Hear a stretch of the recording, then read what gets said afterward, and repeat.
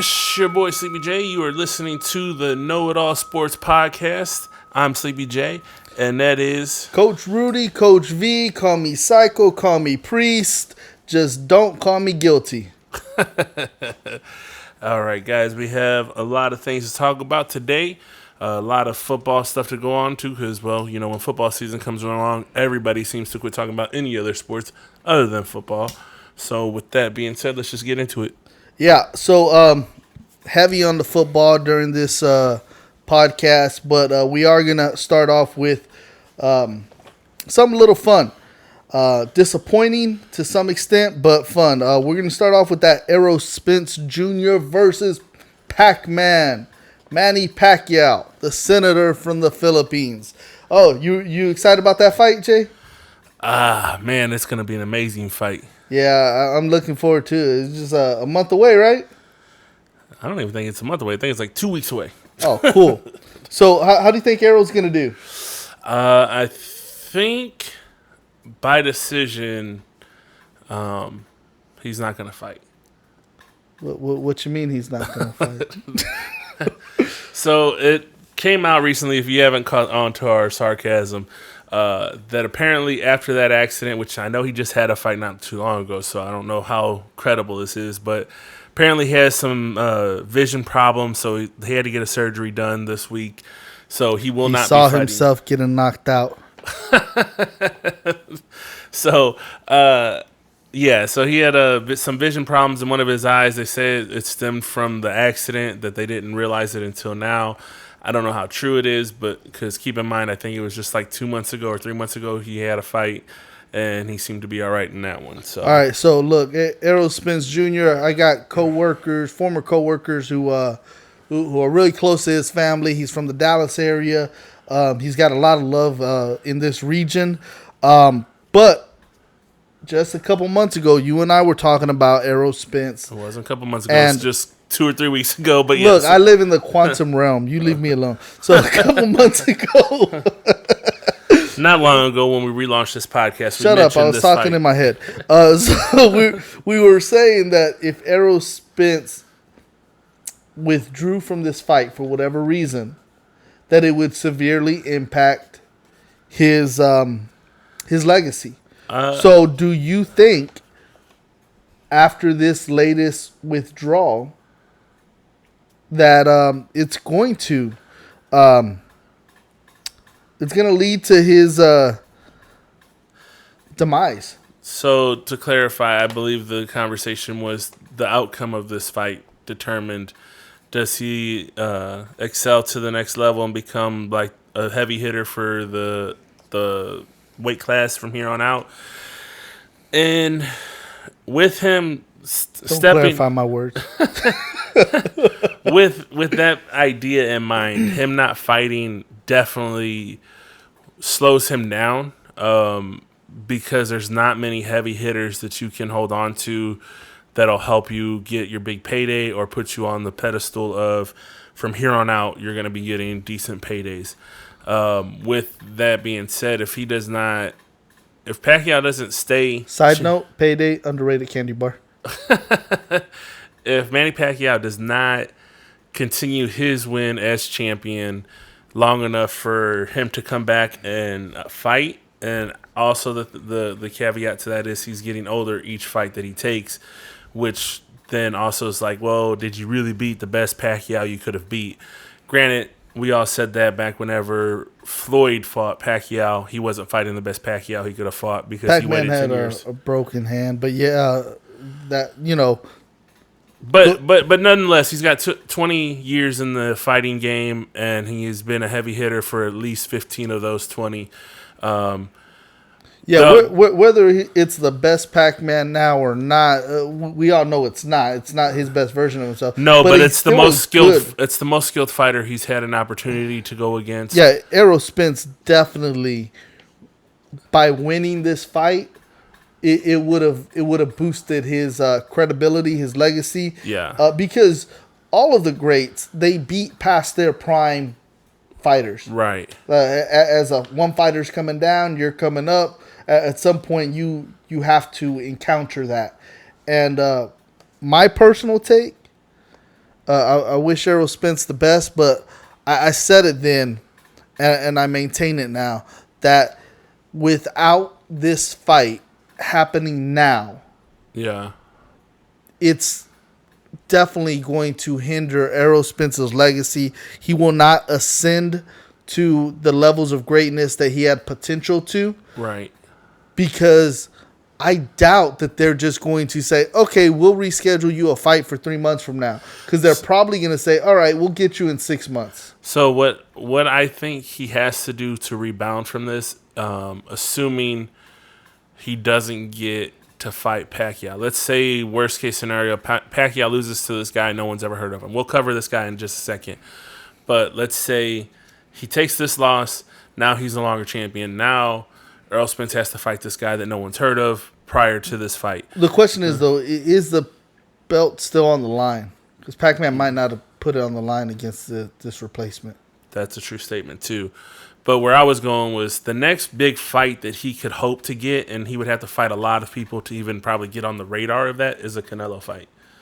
I don't see... Yeah, he would need to fight Canelo. Errol Spence, and I think he would probably have to fight Triple G before he even got to... yes, and I think that was the projection. It was supposed to be Pac-Man, Triple G, and then see if you beat them you can get to Canelo. Yeah, so now you have to fight maybe 4 or 5 other unknown names to get into that conversation. Like this definitely slows down his trajectory. He can fight a Sean Porter or somebody else that has a name, but it's not the same thing as somebody that's been well respected for the last 15 years as a skilled fighter and experience. Now, moving this fight on to the next new candidate, I don't know if the belt is still up on the line like you just said, because I didn't even think to look at that. But this guy, he's 35 years old. He's got 30 fights under his belt. He's lost several fights. 4, yeah. So he stands to gain a lot from it. If he comes in and beats Pacquiao, and if his belt is on the line, he becomes the new champion, then Errol Spence's bad luck turns into his big fucking payday, allows him to become champion and ascend to a whole nother level that he wasn't even on trajectory to get to, because he just lost less than 2 years ago to Porter, and he's only got a 3-fight winning streak right now. So it's not even like he's, most people, before you get talking into championship fights, you got to get 4 or 5. So he hadn't even got to the 4th one to get into that conversation yet. Yeah, we'll see. I like Pac-Man, so I'm still interested in what's gonna happen here. But this Yordenis Ugas Hernandez is gonna be his next opponent, and we'll see what happens with it. I can't be shocked by anybody being Pac-Man now, because Pac-Man is older. For the last 10 years, I think he's at least 3 notable losses. I don't know if he's lost more than that, but he's lost to Tim Bradley in that time. Juan Manuel Marquez, I think it was, knocked him out within the last 10 years. Look, and he's lost to Pac-Man's not afraid to go at it with anybody. No. And that's been why we've loved him for so long. He brawls. Despite being champion, he will risk it all by fighting the fight that we all know him to fight. The only reason he didn't do that against Floyd, he had a broken hand in that one, right? Well, something like that. He had an injury going into it. He did. I think he didn't disclose. Yeah. But that nonetheless, that's already. But that didn't stop him from fighting, though. He still fought his fight. The thing was that he was fighting a Floyd. Floyd isn't your normal fighter that's gonna, a non-injured Pac-Man would have fought that fight differently. Definitely. I'm just saying that he still fought his fight. But him fighting his fight, again, he was coming off of his knockout by that point. Floyd knew what he wanted to do to fight him. Like, again, we all know Floyd's going to run. And he did. That was my thing why I didn't know if Floyd was going to be able to outrun him, actually.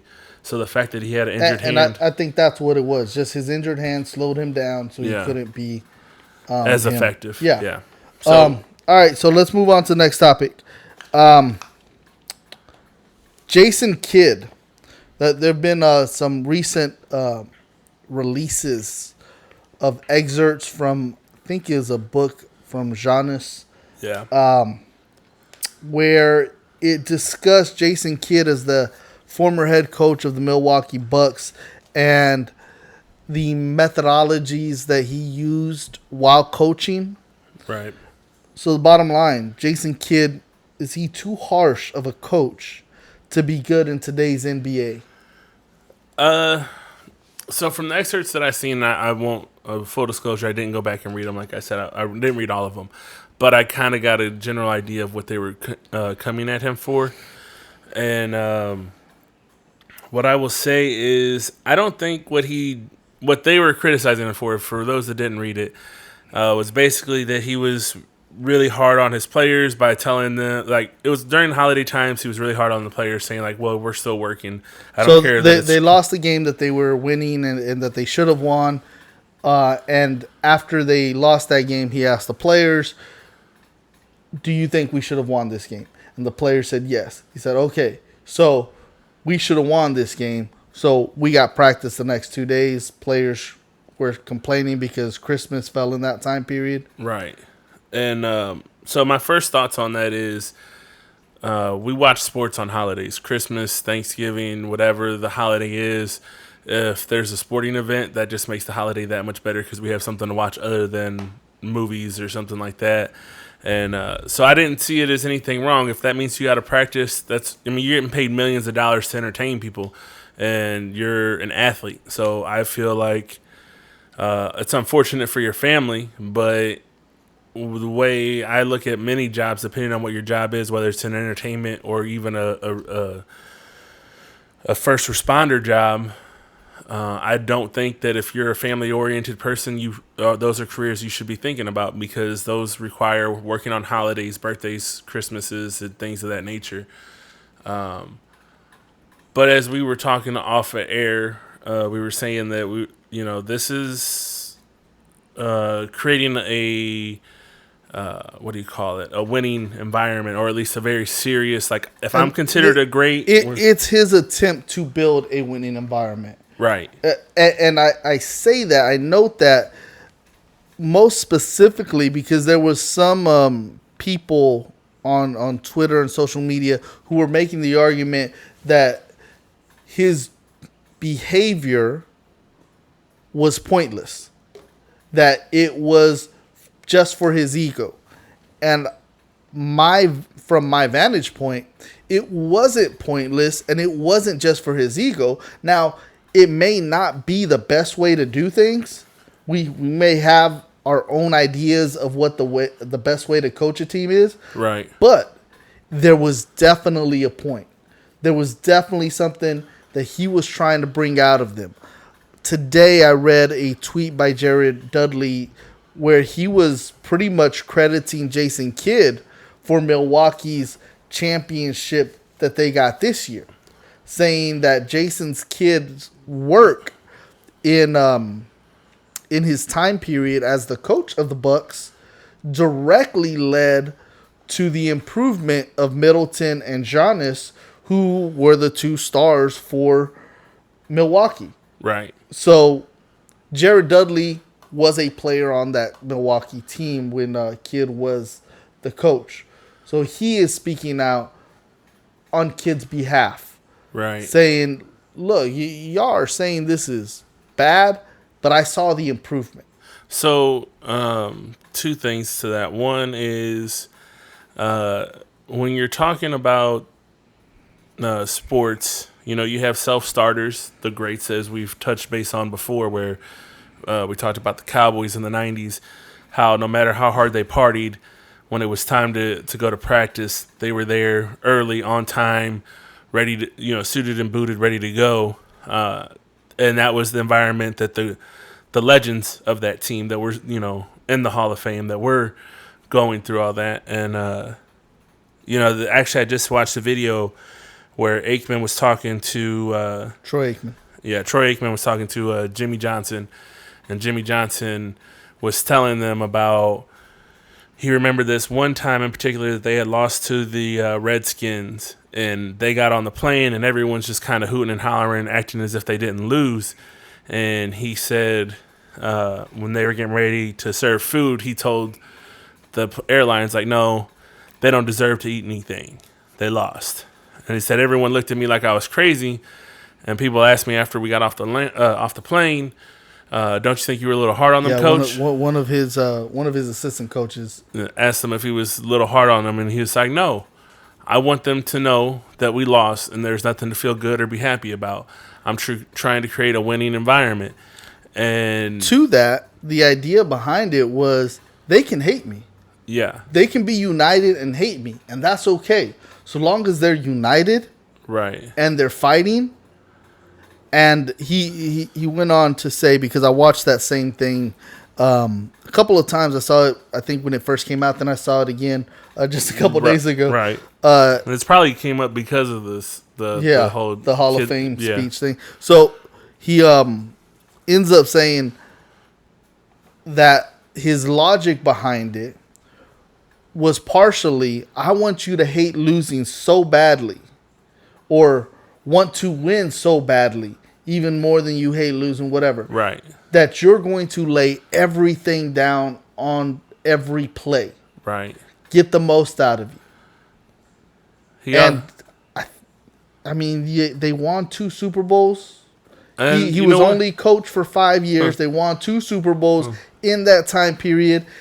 And as Troy Aikman ended up saying, it was his influence that carried them through to that next championship that they won. You know, it's funny. I seen a comment on that same video that we're talking about, and someone says Jimmy Johnson's the greatest because he only did 5 seasons, but in those 5 seasons he did get. I said the record book will show he got 2 Super Bowls, but he actually got 3 because his team was also the same one that won that 3rd one. So, but yeah, he did mention, and he said that he's been asked since then, so you won the first Super Bowl. It was like, do you think, did you ease up the second time? He said, no, I was a bigger jerk the second time than I was the first time. And he said if he had coached the third one, he would have been a bit bigger. Yeah, which I found it funny because everyone, especially in today, is so sensitive. But his idea, his mentality was, we're setting up an atmosphere of winning and how we want to do things, and we're not going to do it in such a mediocre way. Before we continue on and move towards the Hall of Fame speeches and in particular Jimmy Johnson, let's wrap up this whole concept. When we're talking about Jason Kidd being too harsh, it's that same mentality.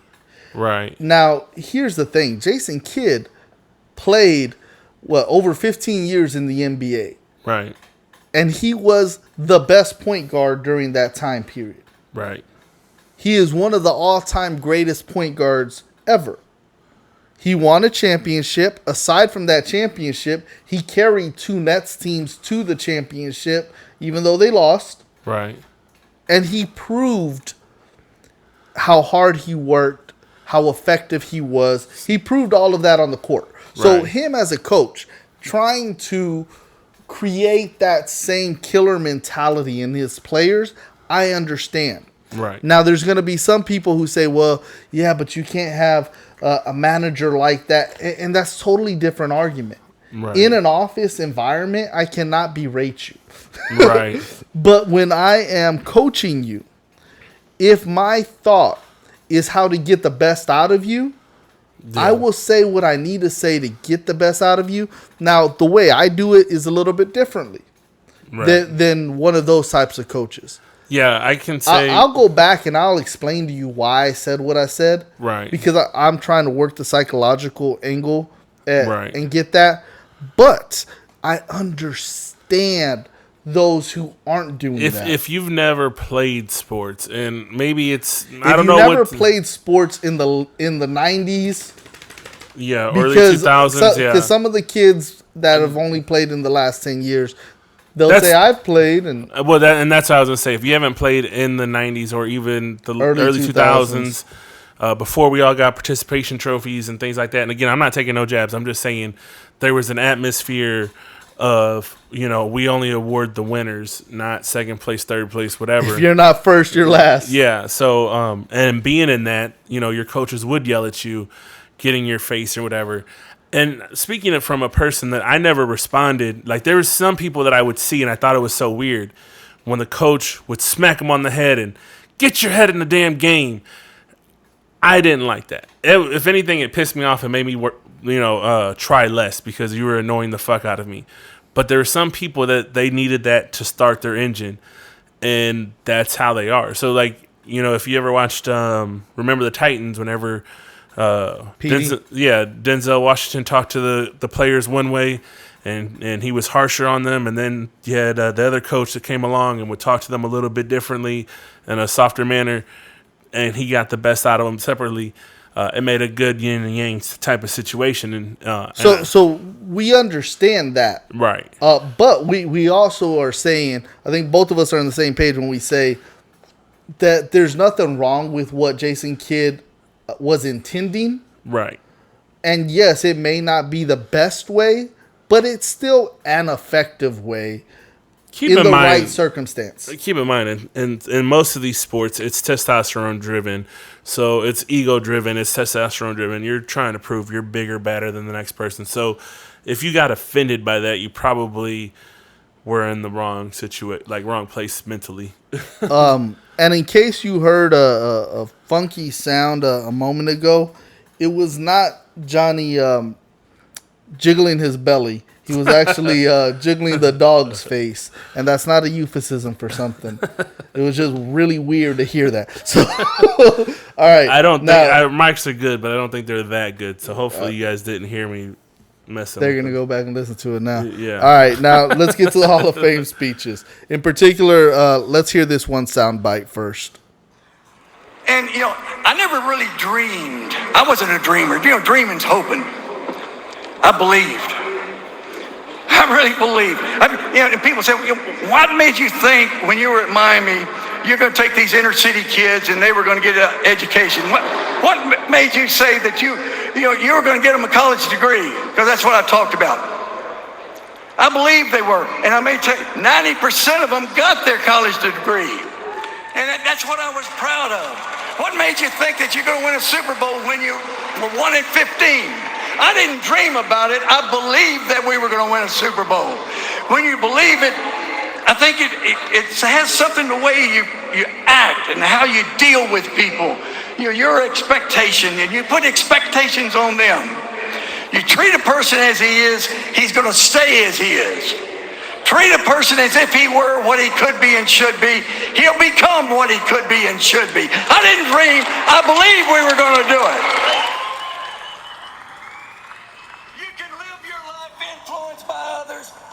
Or you can believe in something, and people will say, hey, you're stubborn, you're foolish, you're crazy. But if you believe it, you're going to work to make it happen. All right. So that was Jimmy Johnson, just a sound clip of his speech at the Hall of Fame this last weekend. And I wanted to play that in particular because I think that really speaks to the mindset of those coaches and the determined thought process that allows success to be had. There's a million ways to achieve greatness. That segment that he just spoke, to me, epitomized why he is in the Hall of Fame, right, how he got to the Hall of Fame, and his mentality in coaching. Yeah, I mean, I don't know. He said everything. There's not really a whole lot to dissect in that. Like, he had a mindset of a winner, and a lot of people don't necessarily like people that are overly confident or cocky or anything like that. And even especially before they've been there, or even after, people just don't like when somebody just says like, "This is the environment that I believe in." Mostly because most people, I think, have that mentality of like right now moment. Like they're not necessarily thinking futuristic and someone that's like, I'm manifesting this, and he might not have said it in those words, but in today's terms, like we would call it manifesting. He manifested that victory that he had. Yeah, and you know what? It showed its worth. It showed its effectiveness, and I don't think you coach 9 seasons and make it to the Hall of Fame without something like that. Yeah. So, congratulations, Jimmy.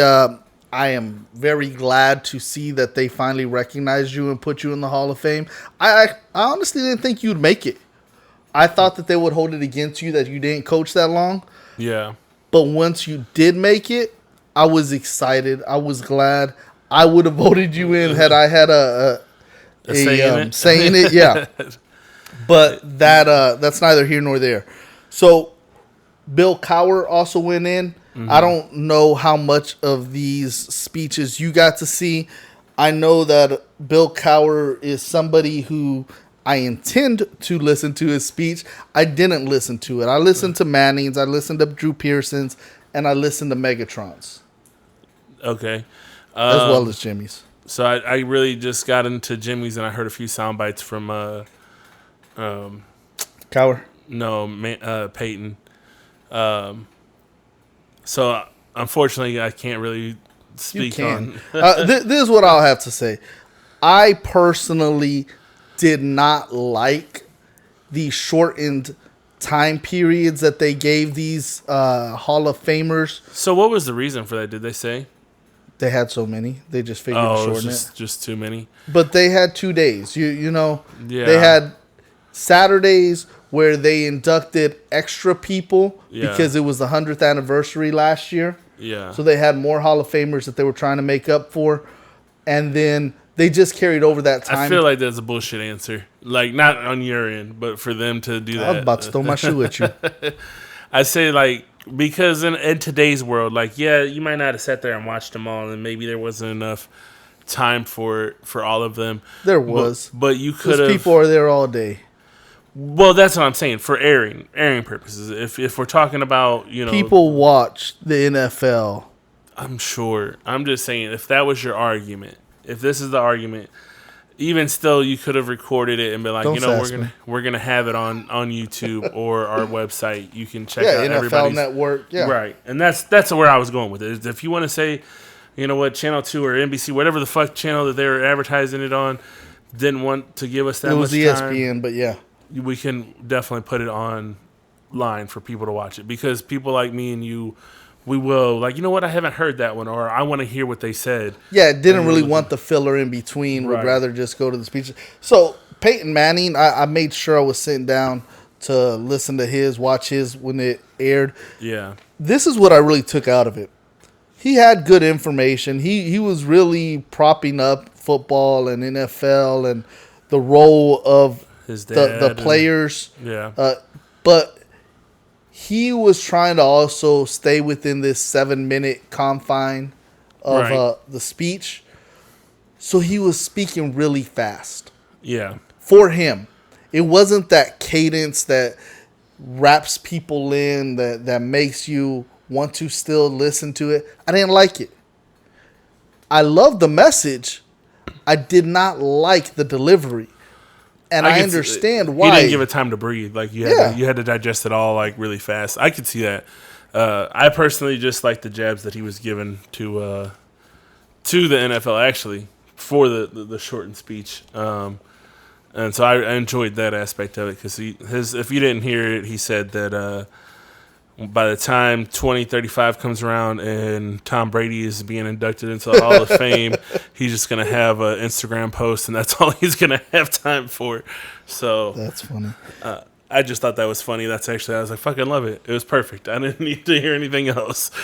So I think a big shout out, congratulations needs to be said to Drew Pearson, the last member of the All-70s team to finally get inducted into the Hall of Fame. Long overdue. Once again, that's that anti-cowboy bias that hung over for so long. Right. Even though Drew Pearson's speech, in my opinion, was not the greatest of speeches, I can't critique every person's speech and compare it to Michael Irvin's. Michael Irvin to me was the greatest. Hall of Fame speech. But not just that, it was one of the best speeches I've ever heard. I don't know if he has a writer or what, but throughout the years, he knows how to get people riled up with his words. He has the gift of gab, as they used to say back when we were kids. This is true. Well, that's what I'm saying. Like, because I remember, like, what was it in 2014? Whenever he was trying to rally the team together. Oh yeah, it was like when I heard that, I was like, "Fucking put the plaids on me! I'm gonna go play for them my damn self." So look, I love that Drew Pearson finally got recognized. He deserved it. Yeah. Megatron.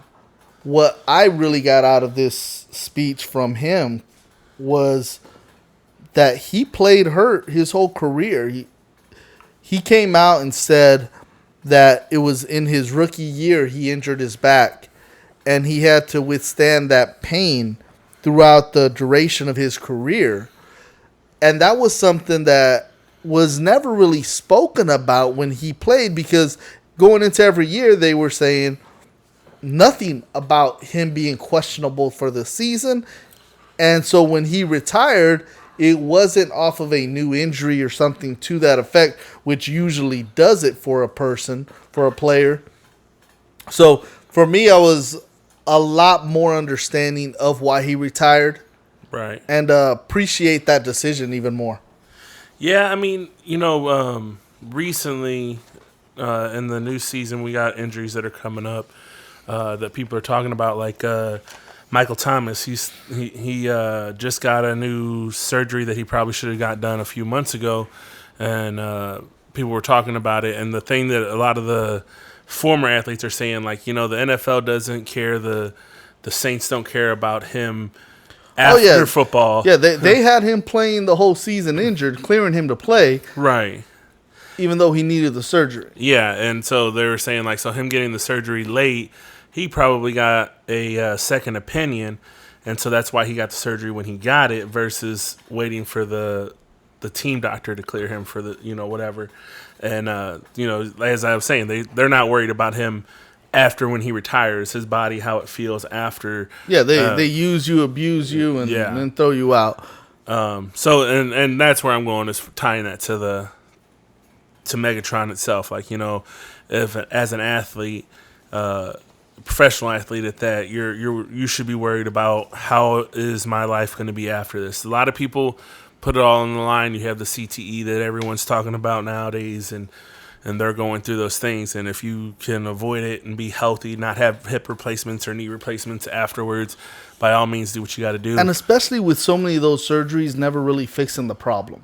Right. And or it fixes the problem but creates a second problem. Yeah. That is definitely true. So I can respect a player deciding, I have to think about this, because if it's not going to make it any better, right, then do I really want to do it? And that's the thing you often have to consider. I mean, you can speak from your own experience, but I know people that have had like hernias that, after the surgery, it's affected them differently. So a lot of people, they can bounce back and nothing, they're better than they were before. And other people, they're in a lot of pain after they had it, so it really didn't fix anything. Now they're just in the same pain in a different way after a surgery like that. So, yeah, I mean, do what you have to.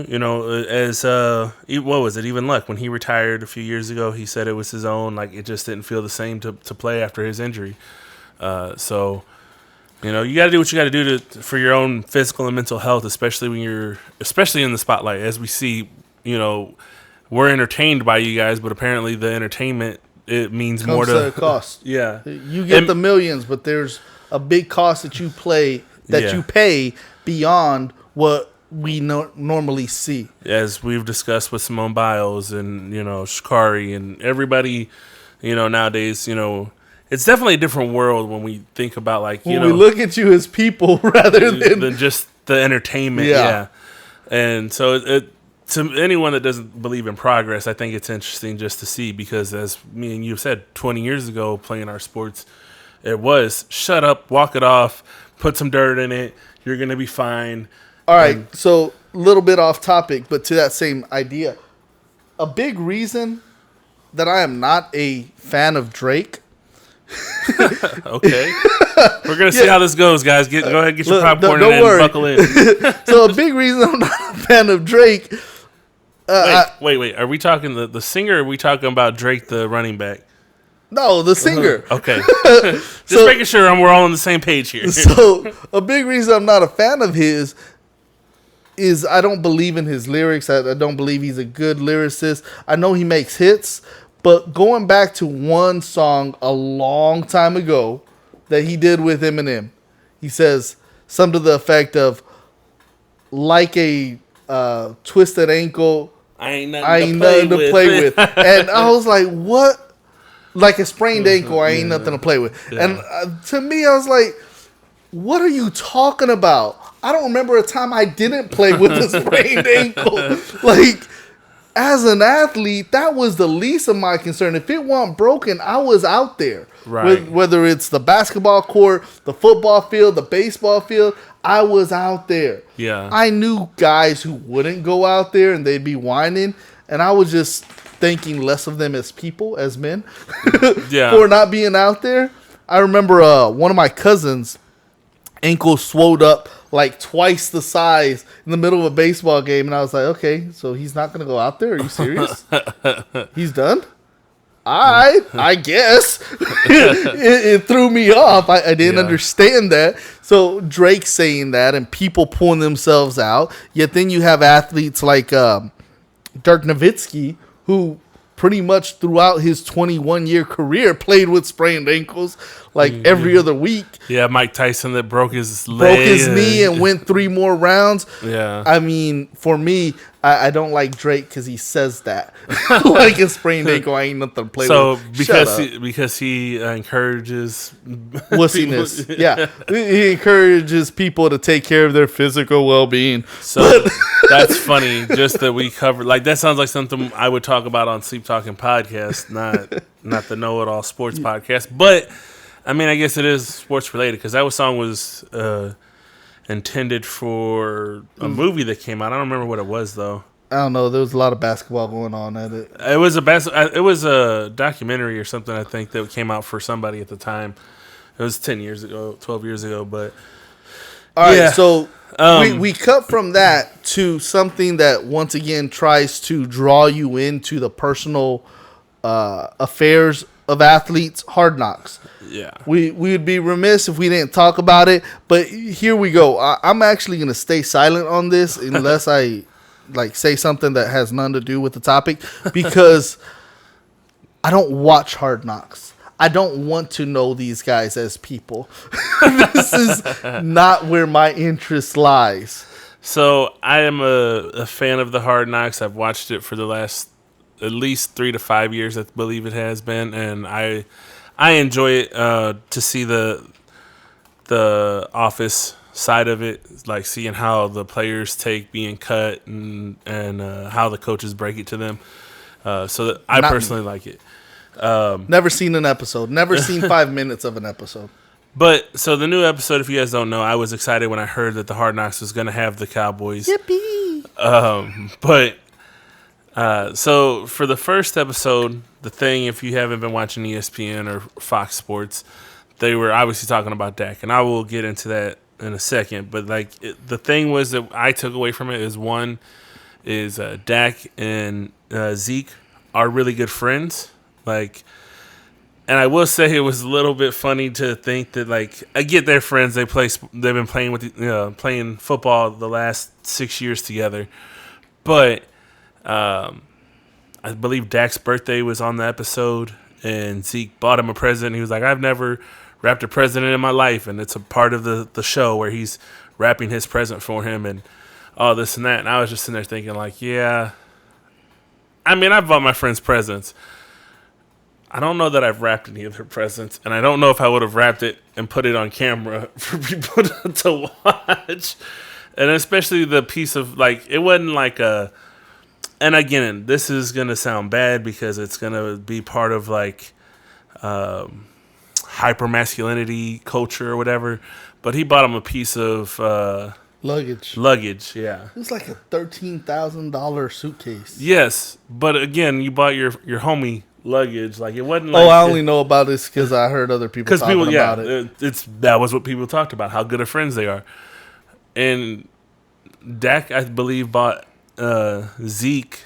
I think he said a piece of jewelry. I don't remember what it was, but it wasn't on camera. So like that's different. but I'm gonna tell you like this, Johnny. You're my cousin. I don't know how many presents I've bought you in our lifetime, and you're my best friend. Precisely my point.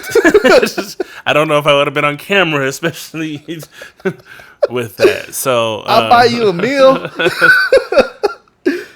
Help you out here and there. Yeah, that's the epitome of a good relationship. Like, man, y'all don't even worry about it. I got you. Even when we had money, there was no gift buying from you to me to you. Like, we go out, and I got you today, but it's not like I don't get it. I don't get how you buy your boy presents. If you buy him a bottle, I can dig that. Right.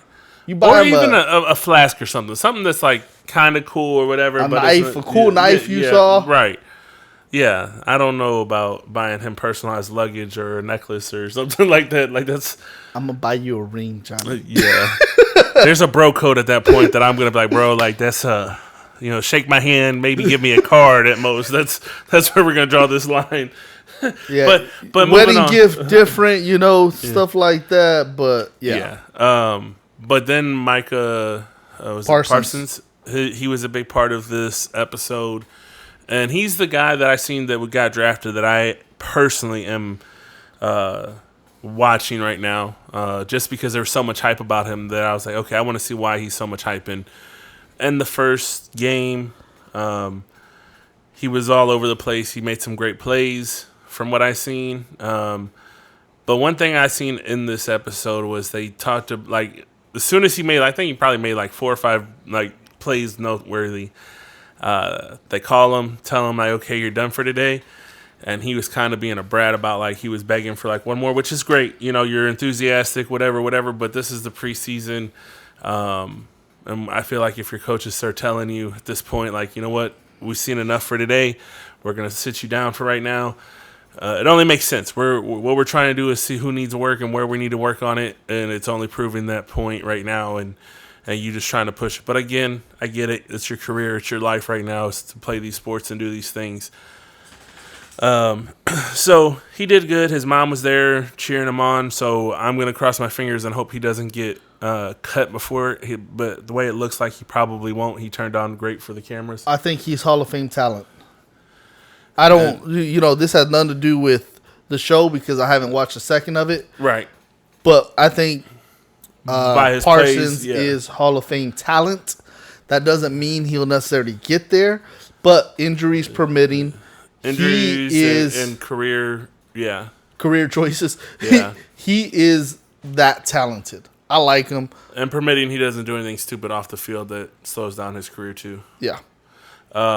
But there's that, and then obviously the big thing in the room with Dak's injury. One thing I did take away from it that they did. Wait a minute. Dak's hurt? Yeah, his injury from last year and his ankle was that we all knew he had to have a surgery. That was gruesome. We did not know, at least I didn't, that he had to have 2 surgeries that they revealed on the show, and.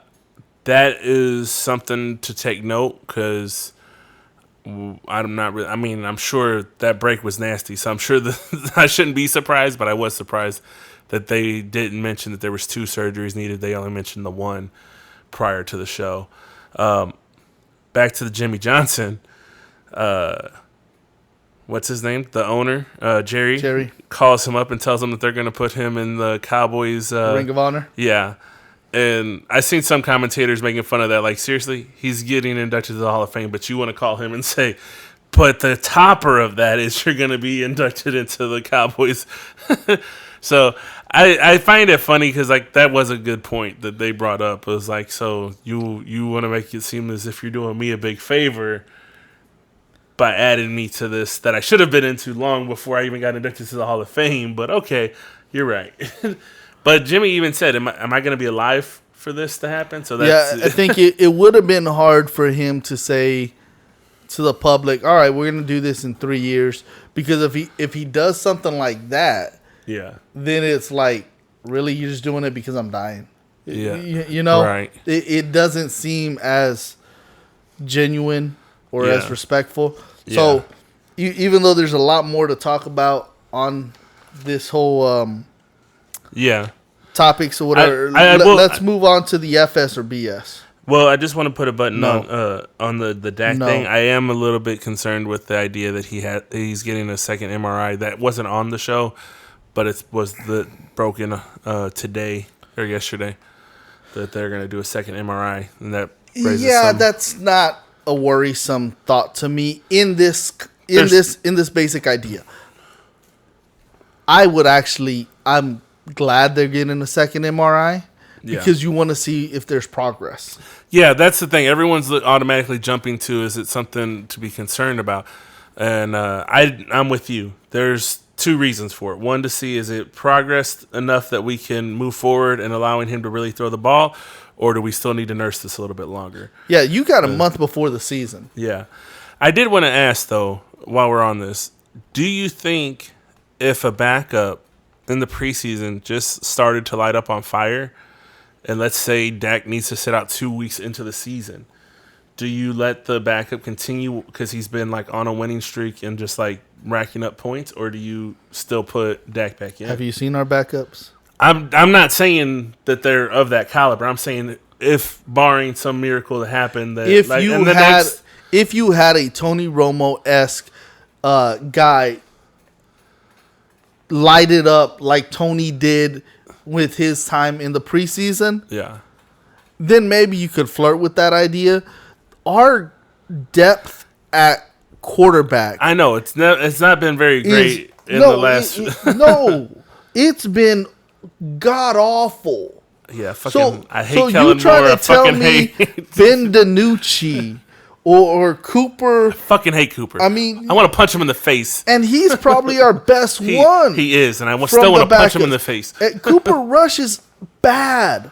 I don't think any other team would sign any of our current backup quarterbacks. So if you want to say, if any of these guys played really, really well, could we play them? Well, dude. If they played really, really well, I would still want to cut them because they're awful. I was just saying. Somebody's going to be listening to this and says, well, they're still better than you. I never said I was a quarterback. Right. I never said I could play quarterback. I just know we're doing our job by provoking this idea. And it was just a thought. I was like, because that happens, your backup comes in and they say like, well, we don't want to disrupt the flow of the team. And I'm just saying, barring some miracle, that does happen. Let's say he wins the next few games in the preseason, comes out winning. Granted, it's still early in the season. It's not like a do or die. It's not like when Dak took over and was in the middle of a season by that time where the game plan was already going. I'm just saying, could he potentially lose it if one of the backups actually, for whatever reason, was able to get this shit together? It couldn't happen. You don't think so? No. Okay. it was something that came to my mind, and I was like, oh, that's interesting. It'd be funny if it happened. I don't know. All right. So, FS or BS? Your favorite FS or BS segment is here. Yes. Now, keeping along this topic of conversation of Dak Prescott and his injuries, FS or BS? Dak will be injury prone, a la Tony Romo. I'm gonna say BS just because it's too early to tell. It's just like, this isn't talking a fighting sport. When you're a MMA fighter or you're a boxer, when you finally like loosen up on your chin and you get knocked down and you're just constantly it. Roy Jones. Yeah. You're not in that situation. Could he break another ankle? Yeah, but he could break his ankle several different ways, several different positions, whatever. His knee, whatever. Whenever you're talking about football, it doesn't matter being a quarterback or being a running back. That's an injury that could happen many different ways. So I'm not going to say that he's going to be injury prone from here. My more concern would be that moving forward that he might be shell-shocked, worried about getting hurt again, not taking the risks that he once took.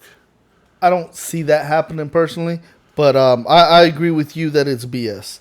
I don't say that as a Cowboy fan. I say that as someone who has more of a wait-and-see approach. Yeah. So when I'm looking at... No, that's not me barking. So when I'm looking at Dak Prescott, I would rather wait and see how this season plays out before I label him injury prone. All right. Now, FS or BS? Urban Myers should be feared as the coach of the Jaguars. I'm going to say BS because I don't think he should be feared, but I do think that that's a promising acquiring. I think that's the word I'm looking for. For the Jaguars to have acquired him, brought him to the organization, I think it's a great thing. He's got a lot to prove and a lot of work ahead of him. I don't know that we'll see him do anything great this season, but in the next 3, I could see him turning around that program and being a problem. I'm going to say for sure. I think that Urban Meyer should be feared. Do they have the talent? I think he's going to shake up the coaching style of the NFL. I think he's going to take it back a little bit old school. I think the guys are going to buy into it just because he had his success in college. Yeah. And I think he is good at understanding people. So I think that what he's going to bring in is going to make people think, oh, crap. So is that for show for the next few years or for this season? Because I was going off of this season, not necessarily the future. I'll say both. I mean, I don't think the Jags are going to be good, but I think they're going to be a team that you don't want to sleep on. He's going to start getting the most out of these players. So you think they'll be similar to the Cleveland whenever they had starting to bring people in, starting to attract people. I think Michael Thomas is going to want to go there when he leaves this season. And I think that, yes, I'm saying that he's going to leave. Do you think that New Orleans. He timed his time into the NFL with this quarterback that they got on the first draft?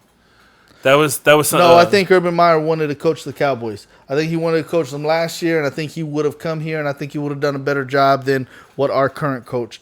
I wanted him to come, but that's a different argument. I just was curious because I've heard other people talk about it in the sense that he timed his time into the NFL, like if he couldn't make it on the Cowboys as the head coach, to come up with this quarterback that he just drafted for the Jaguars. So okay, yeah. FS or BS? Luka Doncic, NBA, $207 million contract extension. It will result in a title for the Mavs. Remember, this contract extension is 4 years. So will he get a title in the next 4 years? I'm gonna go BS, man. There's a lot of work that I think he's gonna have to get together for that to line up. So I know it makes me sound like a homer by saying for sure, because right now when you look at the team, they don't have the best of talent up and down the lineup. But I am going to say for sure.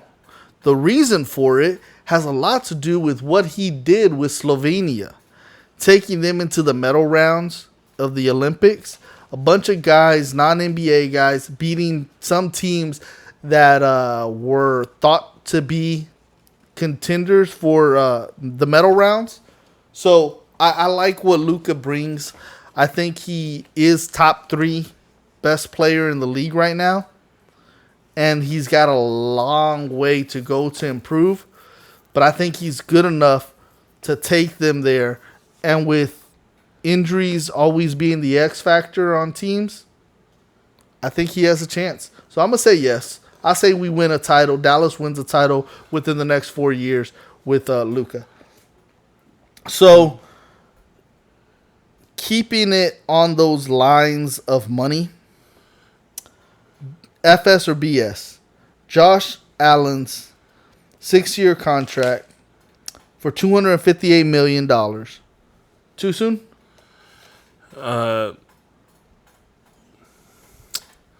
Yeah, I'm going to say it's too soon. I don't think he's done anything worth going there already. Like, I don't know why you would do it. Well, I know why they do it. They do it now so that way whenever he's actually worth more, they don't have to pay him more. Yeah, that's exactly why they do it. So, but yeah, for sure it's bullshit. Like, it was too soon. I agree. I mean, we had the conversation last week where we're not necessarily sold on Josh Allen. Yeah. And with that idea in mind, we wouldn't have offered him this money. Right. You know, if they buy into it, all right, whatever. I guess it saves them. Because I'm not opposed to that. As far as if you think someone is worth it, then you pay them before they are worth more. So I dig it. And that's why I thought Dak should have got paid sooner. Yeah. And you wouldn't have had that big jump in pay that you have now. And the other thing, like, side to that is a lot of people are out on him. Is not out on him, but they're sold on him as being the next big thing. And I just think it was too soon. Like, one good season doesn't equate to greatness. Yeah. Yeah. All right. Now we will wrap up with Connor Williams beating Aaron Donald in one-on-ones. Says more about Aaron Donald declining than Connor Williams improving.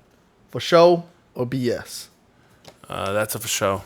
Definitely think that Donald is starting to show his age a little bit. Not saying that he's going to be bad or take a dramatic decline. Or that he's done. Yeah.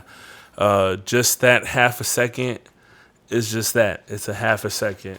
One misstep away from, like, if you don't pay attention to what you're doing at that very moment, it makes that much of a difference. I think Connor Williams has improved. I told you I think that our offensive line is better because of what they had to go through last year. They got more experience, more playing time. But him going down to Connor Williams and then trying to fight him and Connor Williams putting him down, I think that says more about Aaron Donald than it does about Connor Williams. I don't think that Connor Williams all of a sudden is someone who we can say he's Aaron Donald's kryptonite, you know? I think it just proves the NFL's hard. You can be at the top of your game.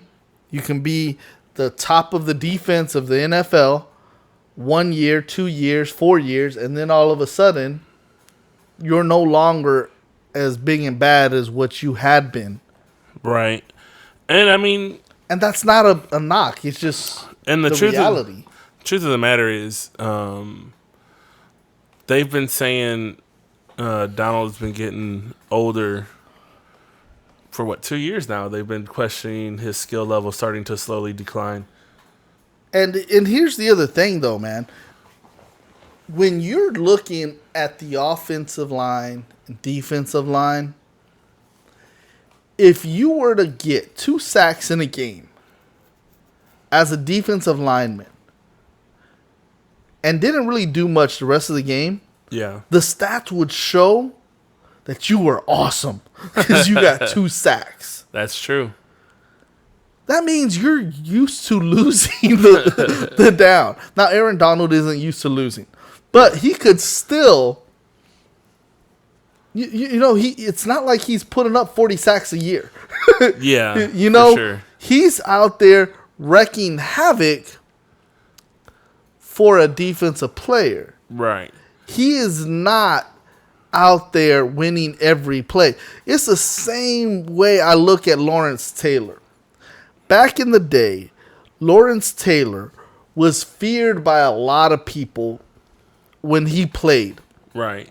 And I saw him game in, game out against the Cowboys not doing nothing.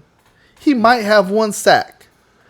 And I remember listening to, I think it was Eric Williams or Larry Allen, that said when they faced anybody, they didn't have time to worry about how good that guy was supposed to be or wasn't supposed to be. They said whether it was Reggie White or LT, they couldn't pat themselves on the back for beating them most of the night. Because if they gave up 1, 2, 3 sacks, right, then the coaches were going to be like, you played like you didn't do nothing. Yeah. And so for a defensive player, you don't have to be great every down.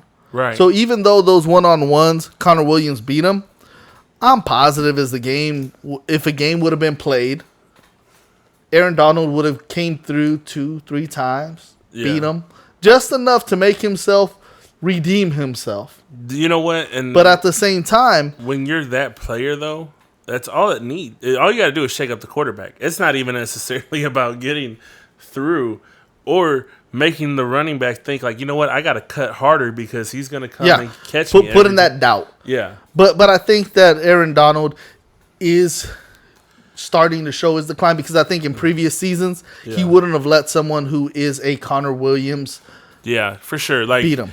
I think not it was on one-on-one drills. 3 or 4 years ago when I think he was probably most solid. At his apex. Yeah, I think that I would have been like, dude, that's fucking nuts that it even came close. Now you could have seen it from a Tyron Smith. Yeah, but not a Connor Williams. Yeah, right. So someone at the same level as him. Yeah, but all right, folks, I think we got to wrap it up now.